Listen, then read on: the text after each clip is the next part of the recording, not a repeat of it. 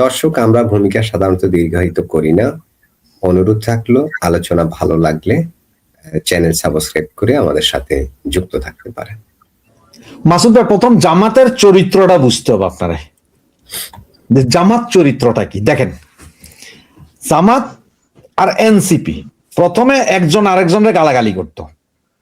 যদিও ধরেন এই যে আওয়ামী লীগ বা ছাত্রলীগের মধ্যে যে হেলমেট বাহিনী যেটারে বলা হয়, এটা পুরাটাই জামাত ছিল। কারণ তখন চেহারা দেখাইতো না, চেহারা দেখাই কিছু করলে এক তো প্রমাণ হয়ে যাইব। এখন এই জন্য চেহারা খুলছে, এরা সব এই হেলমেট বাহিনী চেহারা খুলে এরা বলছে আমরা আগে ছাত্রলীগ করছি কিন্তু আমরা অরিজিনাল শিবির। তার মানে এরা যে একটা মুনাফেক, এটা এখানে বুঝান প্রথম। দ্বিতীয় দেখেন, এনসিপির সাথে এখন কোয়ালিশন করছে। এনসিপি কে যতটুকু জানতাম যে 30টা আসন দিবে, এখন নাকি বলতেছে 10টা আসন দিবে। থার্ড আসেন আপনি এবার, এই 4-5 দিন আগে তারেক জিয়ার সাথে বৈঠক করছে। বৈঠক কইরা যাইয়া তারা কি বলে আসছে, ওখানে বৈঠক করে যখন আসছে আইসা বলছে যে আমরা তারেক জিয়ার সাথে কথা বলছি যে নির্বাচনের পরে দেশ কিভাবে চলবে বা দেশকে কিভাবে চালানো যায় সেই বিষয়ে আমরা আলোচনা করেছি এবং আমরা সেই বিষয়ে গভর্নমেন্ট ফর্ম করার কথা হলো। তার মানে হচ্ছে এদিকে খোলা রাখলো যে আমরা একক নির্বাচনে যদি নাও পারি, অন্তত বিএনপি ক্ষমতায় গেলে আমরা বিএনপি লগে ঐক্যজোট করে ক্ষমতায় যাব।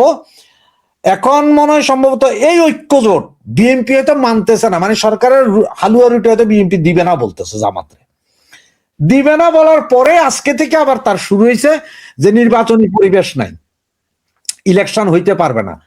ইলেকশন না হইতে পারলে সুবিধা হচ্ছে যে আসলে জামাতের। দেখেন আপনি, ইলেকশন হইতে পারবে না, এই 24 আগস্ট জুলাই আগস্টের পরে যত অকারেন্স সবগুলো জামাত করছে। এ হাদিরে জামাতে মারছে। এখন এই ইনকিলাব মঞ্চ নামক এই প্রতিষ্ঠান দিয়া শাহবাগে আজকে এতদিন ধরে আন্দোলন, এটাও পুরোটা জামাত করাইতেছে। ম্যাক্সিমাম মানে আপনার 90% কার্যক্রমগুলোই জামাত করাচ্ছে। কারণ হচ্ছে তারা বুঝতেছে যে তারা ক্ষমতায় যাইতে পারবে না, বিধায় এখন তারা এই ইলেকশনটা বানচাল করতে হবে। কারণ বাংলাদেশের 2 শ্রেণীর মানুষ আছে। এক শ্রেণীর বুদ্ধিজীবী, এরা চাইতেছে আওয়ামী লীগ বিএনপি কিছুই থাকবে না, আওয়ামী লীগ বিএনপি থাকবে না, সুতরাং আমরা একটা হজবরল ওই বিরাজনীতিকরণ করে একটা সরকার চালাবো। আর দ্বিতীয় গ্রুপ হচ্ছে মৌলবাদী গ্রুপ। এই মৌলবাদী গ্রুপটা থাকে না, আমরা আল্লাহর আইন চাই, সত্যকে শাসন চাই, স্লোগান এটা দিব, তবে আমরা ইসলামিক কানুন আনমু কি আনমু না সেটা আবার বলুন না। জামাত নেতাদের সব জিজ্ঞানোরা সব কইব, যখনই কয় আপনি কি শরিয়া আইন চালু করবেন তখন কয় এটা আর বলে না। সবচেয়ে মজার বিষয় আজকে জামাত থেকে একজন হুজুর না, এটা ক্লিয়ার করছে তো বিবিসির সাথে আব্দুল্লাহ তাহের বলছে আমরা কোথায় বললাম আমরা ক্ষমতায় গেলে শরিয়া আইন চালু করব। এটা বিবিসি কে বলছে, আমরা কোথায় বললাম, কিন্তু আপনারা তো ওই যে ইসলামিক দল না বলে আপনি ইসলামিক কানুন চান না, ইসলামিক কানুন চাইলে শরিয়া আইনের বাইরে কোথায়? এজন্যই তো হেফাজত ওদেরকে ইসলামিক দল বলছে না। এখন এরপরে দেখেন, আপনি যে একটা হুজুর আছে না যেটা জামাত থেকে দাঁড়াইছে, কি জানি মোল্লা, এটার নাম, খুব প্রমিনেন্ট হুজুর, ওয়াজ নসিহত করে খুব বেশি। ওই আওয়ামী লীগ আমির হামজার একটা ভিডিও পাইলাম আমি, যেটা গত পরশুদিন কোথায় জানি উনি ইয়ে করতে গেছে, মানে নির্বাচনী প্রচারণা চালাইতে গেছে, তখন ওখানে এক লোকে কইতেছে হুজুর আমি তো আপনারা ভোট দিতে পারুন না। কয় কেন? কয় যে হুজুর আমি তো ওহাবি। ওহাবি তাতে ভোট দিয়ে, হুজুর আপনি কইছেন না যে ওহাবিদের লগে খানা থাকা শোয়া ঘুম বিয়া শাদী সব হারাম। কয় দেখেন ওইটা তো হাদিস, কোরআন হাদিসের দলিলে বলছি আমি যে ওহাবিদের। কয় তো কোরআন হাদিসের দলিলে আপনি ওহাবিজম খারাপ বলছেন, ভোট চাইতে আইছেন কেন? ভোট তো আপনারা আমি দিতে পারবো না, কারণ খারাপ লোকের ভোট নিলে আপনার তো ক্ষতি। কয় না না না, দেখেন দেশ চালানোর জন্য সবাইকে দরকার, এই জন্যই ভোট চাইতেছি।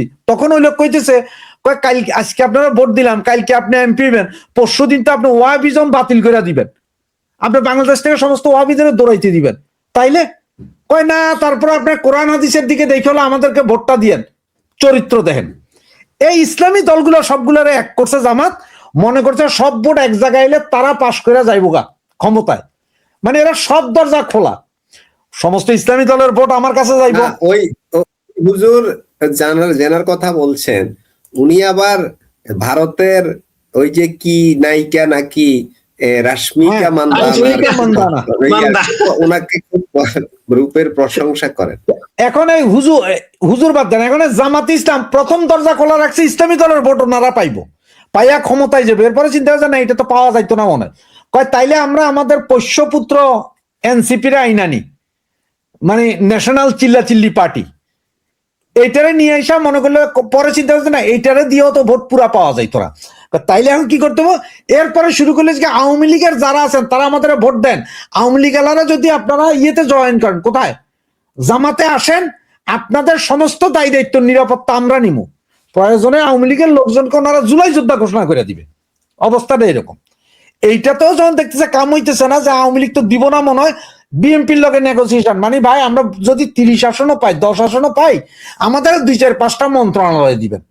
এখন সম্ভবত বিএনপির তারেক জিয়া এটাতে রাজি হয় নাই, পরে এখন মাথা খারাপ হয়ে গেছে। এখন কাছে কয় ইলেকশন তো হইতে পারবো না। কারণ হচ্ছে তাদের দরকার কি, তারা যদি ইলেকশন না হয়, ইলেকশন না করে এভাবে থাকতে পারে, তাহলে ওই যে আপনি বলছেন দুইটা, একটা হচ্ছে যে বুদ্ধিজীবী যারা বিরাজনীতি করেন, আরেকটা হচ্ছে মোল্লাতন্ত্র।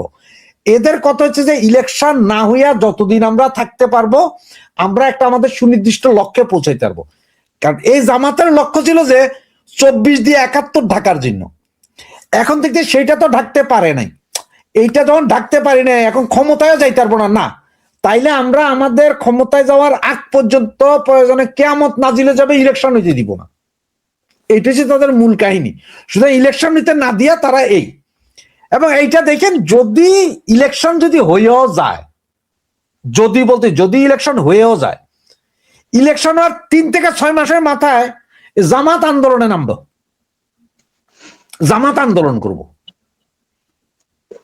কারণ হচ্ছে তারা বিএনপির লগে আবার ইলেকশন হওয়ার পর একটা কেস স্কিমাইট দিব বিএনপি। এই যে এখন জুলাই যোদ্ধা যেগুলো আছে, একটা কেস স্কিমাইট দিব। তা জামাত সব দিকে হাত রাখতেছে, মানে সব দিকে, মানে যেই দিকে হবেও। কারণ জামাতের আমির একটা কথা বলছিল যে ভোটে জিতি আর না জিতি আমাদেরকে ক্ষমতায় যেতেই হবে। এই কথাটা জামাত নেতা বলছিল, ভিডিওটা তো আপনারা সবাই শুনছেন। তাহলে ভোটে না জিতে আপনারা কেমনে ক্ষমতায় যাইবেন? ওই ক্ষমতায় যাওয়ার হচ্ছে যে এইটা, যে আপনার দরকার ইলেকশন দরকার নেই, আমরা এমনে থাকবো, ক্ষমতায় তো আছি আমরা। মানে তারা যতদিন পর্যন্ত তাদের নির্দিষ্ট না হবে ক্ষমতায় যেতে পারবো, ততদিন পর্যন্ত তারা এই লড়াই করবে। প্রয়োজন ওরা কয়দিন পর থেকে ঘোষণা দিবে, বইপত্র লেখা হবে যে জামাতি অরিজিনাল মুক্তিযোদ্ধা, আর বাকি সব রাজাকার ছিল। এটাও ঘোষণা হইতে পারে, দেখবেন। তারা তো এইভাবে বলতেছে যে আমরা তো মুক্তিযুদ্ধের বিপক্ষে ছিলাম না, আমরা ভারতের বিপক্ষে ছিলাম। হ্যাঁ, ওইটাই তারা তো এইভাবে বলে।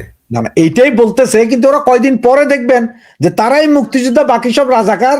ওই মুক্তিযোদ্ধাদের ফাঁসি দেওয়া হবে। না, ভারতের বিপক্ষে যুদ্ধ করলে সেটা মুক্তিযুদ্ধের বিপক্ষে না, ওদেরই মুক্তিযুদ্ধ তখন এখানে আমাদের হয়ে লড়াই করতেছে ভারত।